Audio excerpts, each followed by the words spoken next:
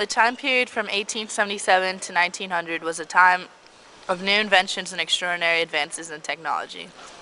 One example of this was the first time that man flew. Tell me about the first attempt at flight, the one that failed.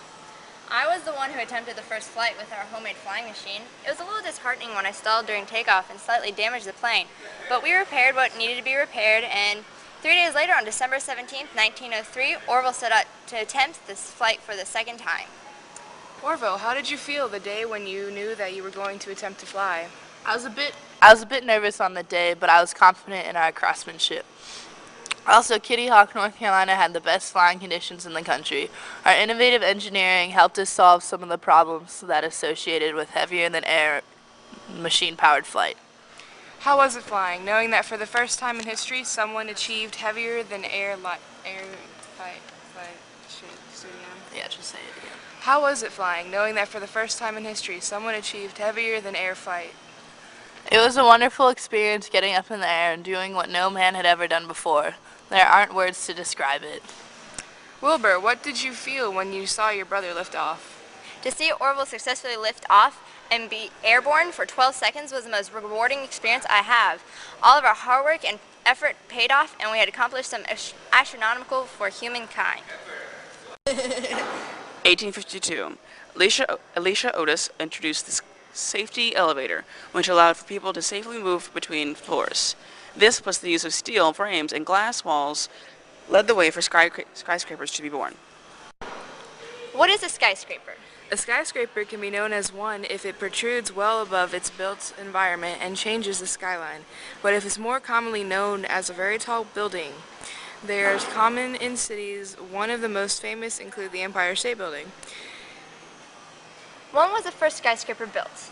It was built in 1885 by an architect, Major William LeBaron Jenney. How tall was it? 10 stories high. And what is the tallest building today? Oh, Jesus Christ. Burj Khalifa. Burj Khalifa of Dubai. It is 2,717 feet high with 160 stories. It was built in 2010. Skyscrapers have grown quickly in a short time, rapidly changing our skylines. Due to the population boom during this time, inventions needed to be made to address the overcrowding in urban areas. One way to maximize city space was the building of tenements. What are tenements? A tenement is a multifamily urban dwelling, usually a few stories high.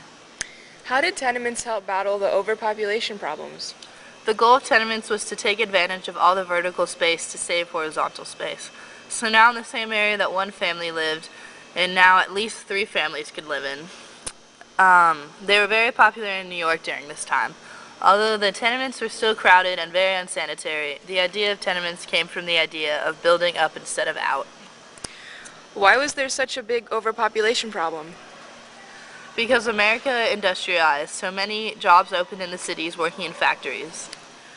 What was life like for the average factory worker?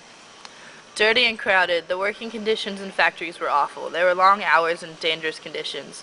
Also, many factories employed very young children, so all in all, working in a factory was very risky and for very low pay.